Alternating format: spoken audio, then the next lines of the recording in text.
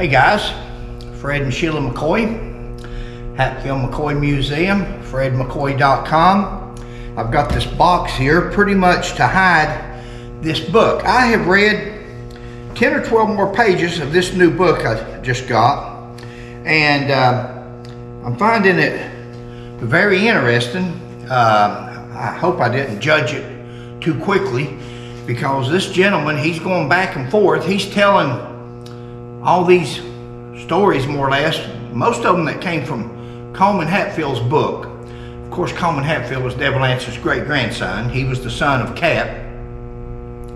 And but there's some interesting stuff in here. The thing is, like a lot of people, they list all these military services that was around then, all these units, all these regiments.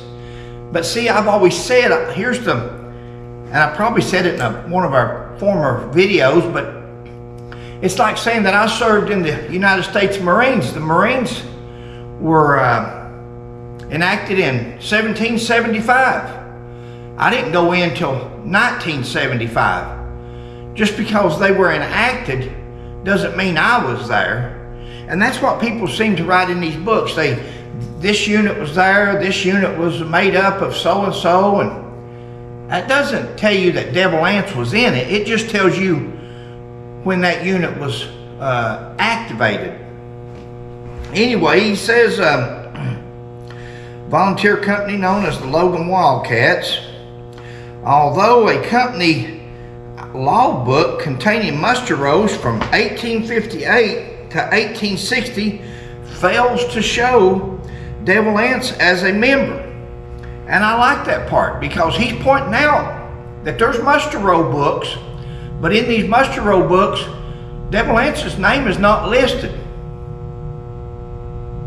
Although a company logbook containing muster rolls, they mustered into the Confederate service under the command of James M. Lawson, Company D, 36th Infantry, May the 26th, 1861. Devil Anse's name does not appear on any of the regiment's muster rolls.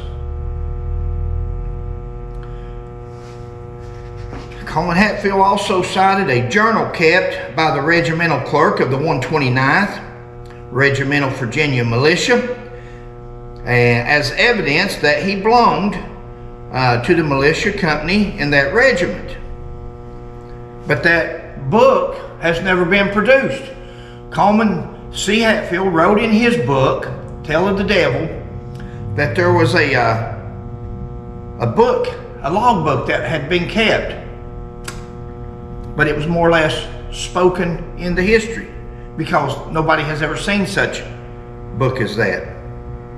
I'm sure after I do this video, I'm sure probably one will turn up now, but again, between paper, the way you can get the year that paper was produced or different things, there's ways of verifying and checking things when people make those claims. Hatfield was allotted a certain area. It says here that the biographer wrote in the journal, which was kept for company for the 36th by Joseph Hitchman, Hatfield was allotted a certain area of the Tug Fork of the Big Sandy. All the soldiers within the allotted area were led by Hatfield as their captain. Now, that's what this man says in his book, this other guy, but even in his book, he didn't put that roster. Wouldn't you think that would be something so important, instead of writing it into history with your book, that you actually, that's what Sheila and I try to do. We show as much documentation as we can. And so this man spoke that in the history, and then Coleman Hatfield's picked up on it, and that being his family, he's continued to speak it into history. And this gentleman here, which you're going to be surprised of the author, if the book keeps going like this right here, this is going to be maybe the first part of it. I've seen where he got his first information from. I recognized a name on there of a supposed self-proclaimed historian. And I think that explains the ambiguous military service and all that. That was his favorite, that was this one guy's favorite word to use, that Devil Anse's military service was ambiguous. And it was not. It was either existent or non-existent. And the evidence shows that it was non-existent. But we'll continue on. I know not everybody, I know this is not for everybody, but where Sheila does a video every day, some of these videos get watched a lot, some of them don't get watched very much at all, and this may be one. But if you're into the history or you're into things like that and you want to know the facts, this is how you get them. Again, I'm not the best speaker, the best reader, the best presenter, but don't look at me or listen, just pay attention to what I'm saying and what this guy's wrote in his book, and then the little bit of knowledge that I try to give you in between of things that we've researched and we found out throughout the years. Captain James Hitchman served as a clerk in the 129th, and that doesn't matter when he served. Formed a home guard. The 129th formed a home guard. Painstakingly kept records. He's saying here that this guy here painstakingly kept records of the regiment's activities and identifies several members, although it does not mention Devil Anse. No mention, and it says down here, a later article in the Logan Banner, August the 13th, 1995, also mentions the Hitchman's Journal, but similarly makes no mention of Devil Anse Hatfield. And then down at the bottom of that page there is the courtesy of, and that person right there has wrote more. He's right up there with Tom Dotson and Altina Waller as far as writing stuff into history and trying to redirect history or trying to make. She's not here. Again, Sheila's with her father. He's pretty ill. He's elderly, and she went to spend some time with him. She's not here right now, but if she was, I would have been getting that right then, or all this stuff here. So I'll imagine she's there, and I'm going to stop that. Coleman Hatfield's book, Tell of the Devil, is a collection of family tradition accounts rather than the archival evidence-based narratives. It's family stories. Again, up there's my great-great-grandfather on the Hatfield side. Over here's my great-great-grandfather on the McCoy side. Uriah McCoy and Preacher Anse Hatfield. Preacher Anse's daughter Nancy's my great-grandmother. Uriah's son Asa is my great-grandfather. So I could stand here and tell you all day long, and I do have some family stories, but it won't be nothing. It's nothing like that. These people have talked this man into being the legend that he is.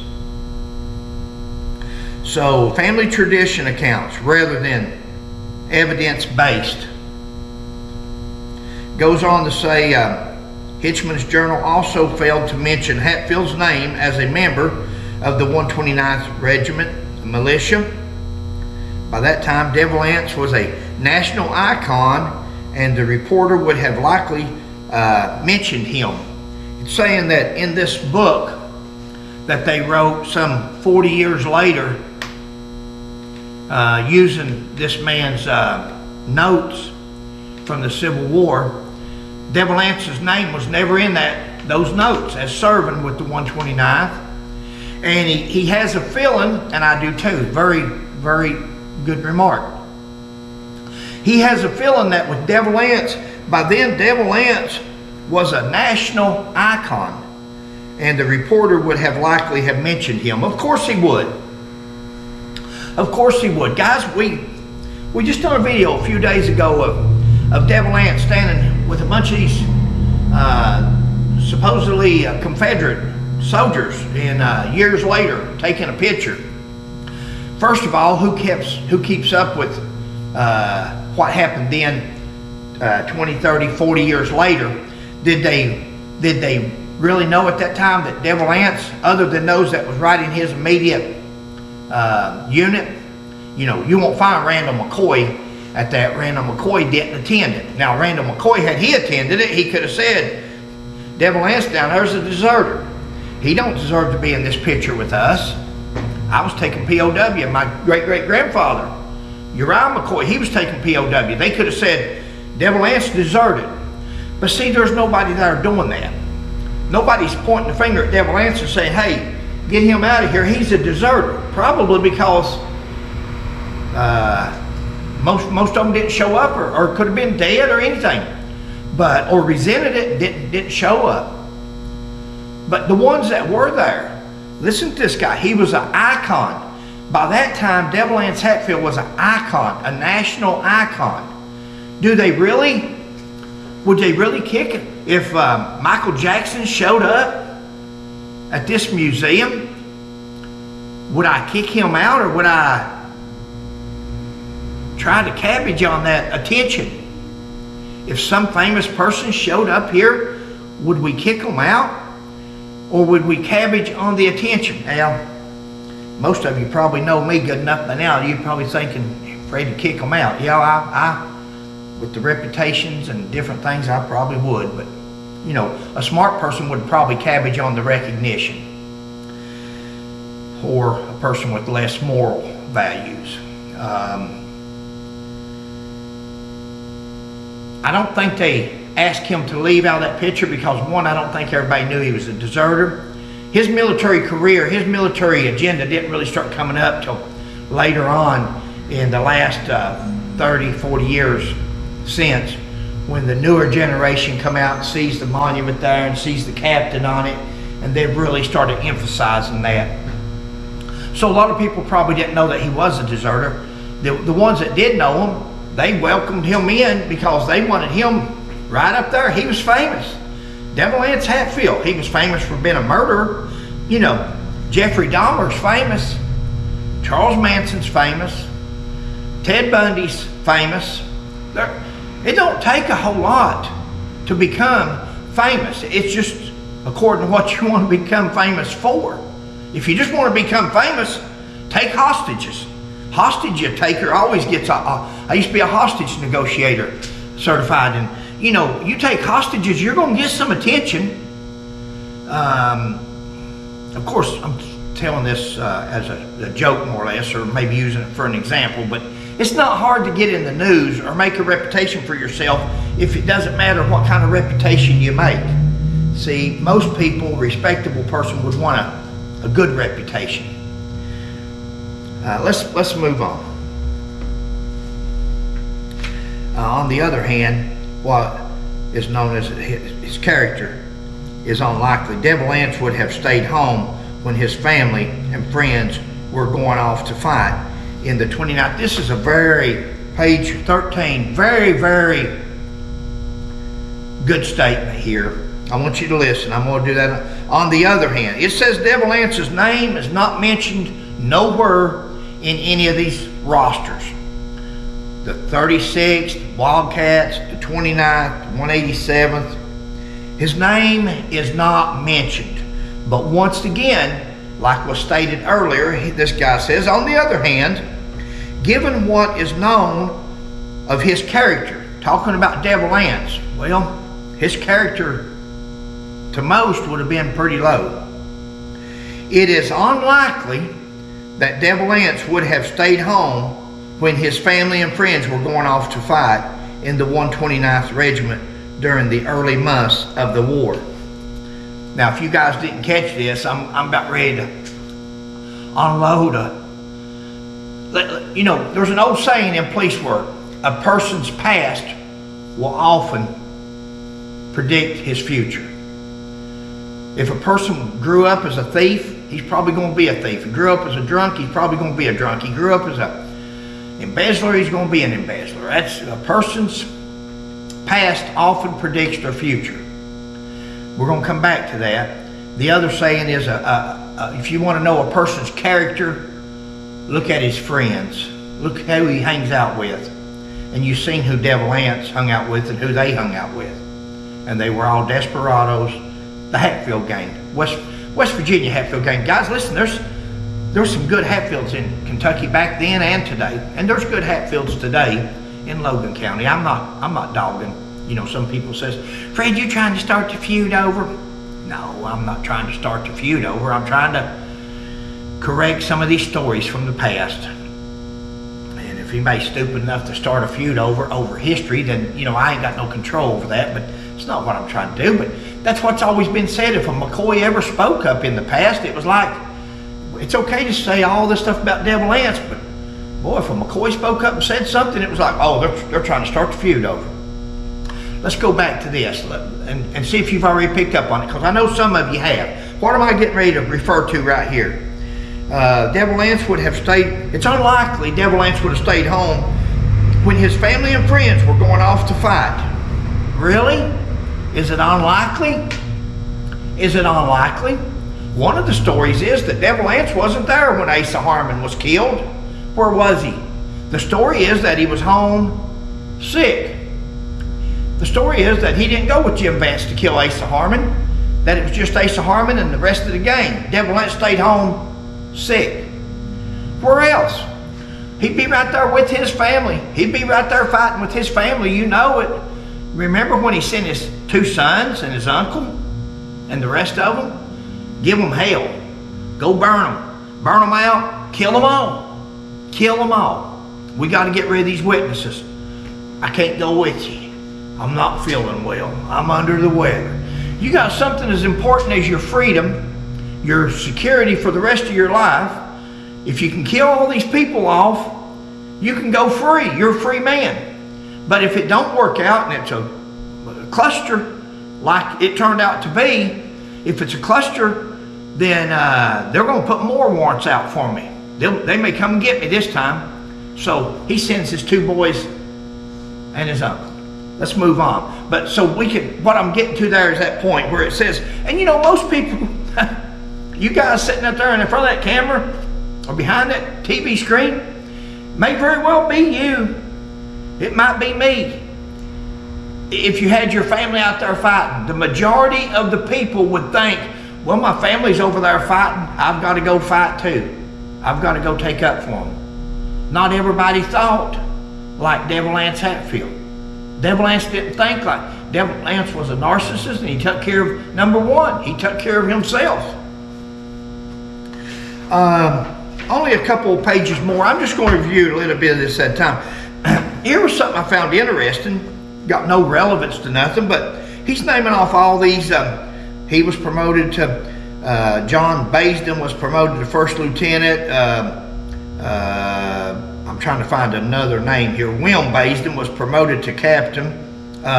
Sergeant John R. McCoy was promoted to 2nd lieutenant. John R. McCoy. We're talking West Virginia. We're talking Virginia even. This would have been back during Virginia. There's your McCoy. There's your McCoy. I read on over in here, and I'll get to it in a minute, but you're going to see in Kentucky, after a while, there's a Vance. A Vance. Guys, there was Hatfields, McCoys, Vances, Kleins in Kentucky, West Virginia, Virginia. Don't listen to these authors when these authors say Hatfields was from West Virginia, Kentucky was the McCoys. That's nonsense. That's nonsense. What, they excluded that certain surname from that state? No, didn't happen. Devil Anse and John Buchanan were neighbors until April 1861, when Hatfield married Levacy Chafin and moved out of his parents' home. He later served under Buckman in both Virginia State Line and 45th Battalion Infantry. Hence, it is very likely that Hatfield was a member of John Buchanan's 1861 militia. I'm not going to read it again. I'm not going to read it again, but see, that's what people that wants to build Devil Anse up, that's the way they do it. His neighbor was in the 129th, and in 1861, April of 1861, Devil Anse, there is no record of Devil Anse ever serving before the fall of 62. Everybody says, more than likely, when the Civil War started, he rushed right in and joined up. More than likely, man just had got married his first year. more than likely, I can't wait to get away from here. I got to go join up and go fight. And we all know his demeanor and what he was like. You think he rushed out to go fight?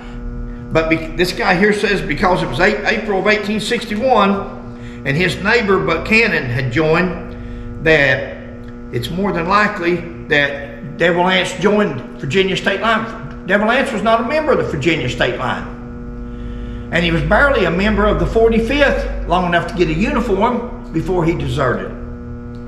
So once again in this book, he's putting something out there that some people might, I look at the other side. I'm not a Devil Anse believer. If Devil Anse was my hero and I liked him, all these people like Devil Anse, and that's where they get it from. They say, well, his neighbor joined 1861. Well, I had guys back home that was joined the Marine Corps 10 years before I did. I don't mean that I went in with them. It's such a smokescreen, guys. You can believe what you want. Another source, the writer reported to the 129th also had a company formed in 1861 Guyandock River. But Devil Anse was not mentioned. 61 men in that unit, 66 men in that unit, but Devil Anse's name was not mentioned or on the roster. But because his neighbor joined the paragraph above, more than likely Devil Anse went in with him, Virginia State Line. Well, wouldn't his name be on the roster, guys? If you know that. I'm not going to treat you like you're stupid because you know that. Because I talk to some of you people. I talk to you and I know, man, there's some intelligent people, and some of you, thank you for your tips. Thank you for telling us things. Guys, all this doesn't come from Fred and Sheila. We have other people that text us, message us, call us, email us. Smart people out there. Smart people. And boys, I don't know if I should mention his name or not. I don't know if people want to be associated sometimes with Fred McCoy. But see, that don't bother me because I'm a one-man show. One man and one woman when Sheila's here. But Sheila, I can't cast her into this thing with me. Sheila's not mean, or what you would think was mean. Sheila's got a good heart. And I've got a good heart. I don't show it on these videos, but I try to have a good heart, but I get so angry. But there's historians out there. There's people out there, guys, and later on I'll do a video with just talking about certain people, so there's nothing negative about, because some of these people, they don't go one side or the other, Hatfield or McCoy, or they just want the truth. And but there's some good historians out there, and someday I'll name them. And if you're ever up in that area and you need somebody to go for a guide or go talk to or some information, that would be your people. Okay, I'm about done here. Each company was commanded by a captain who was responsible for Pacific territory and area. According to Coleman Hatfield's account, Devil Anse's Air Company was responsible for the areas located along the Tug Fork and the Big Sandy. Family oral tradition holds that Devil Anse was in command of all militia troops in that area. But there is no such record, or that he was ever in command of any organization. I'm glad that guy wrote that in there at the end, because there is no record. But Coleman Hatfield says that Devil Anse was in charge of the area located at the Tug Fork. Ain't that something? Ain't that something, go in the military? Or wouldn't you love to be able to be in the military and be right there at your home? He just happened to get assigned Tug Valley area, right where he lived, right at his home. And he, along with getting assigned to that area, he got muster roll documents, receipts where he deserted. You're in charge of the Tug Valley, Ants, but we're going to have to write you down here, deserted. I guess he might have been the first CIA agent, first undercover. Maybe he was there, but nobody knew he was supposed to be there, I guess. That's incredible, guys. I'm not going to insult your intelligence and go over all that. Trained at the regular intervals. Hey guys, this was a funny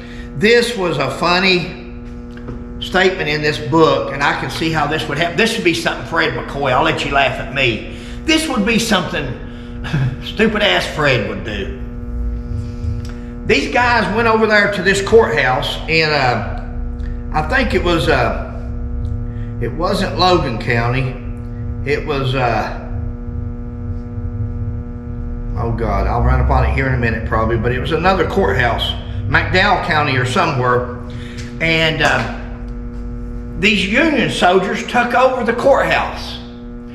And they took over the town. They had very little resistance. I guess the people didn't know they were coming. And when they got there, they were so happy about taking over the county and the courthouse. I guess that's what you did back then. You captured the courthouse, and that means you was in charge. And the first thing they did was run upstairs and started ringing the bell on the courthouse steeple. Well, they didn't know it, but that bell signified distress to all the community. Everybody in that community was to turn out when that bell rung, because they knew it was something wrong. Well, they did. They turned out, and what they didn't kill, they took captive. And I'd never read that story. I think that's pretty interesting. That would be, that's something Fred would do. I can just see me being all excited and hyper and run up there and ring that friggin' bell. And then we'd get killed. That's just the way it goes. Hey guys, I'm gonna stop on page 17. At least this will make for a video to put out for the ones that do. We have a lot of older people, and they're at home, and they enjoy watching a daily video. That's why we do dailies. Some of them may not be as interesting to some people as other ones are, but for these people that's at home and nothing else to do or wanting something to do, they watch these videos. And maybe this will give them a little bit of a history and something like that. Because we love old people. In fact, we're getting there. Thank you, guys. Please like, subscribe, and share. We'll catch you on the next one. Bye.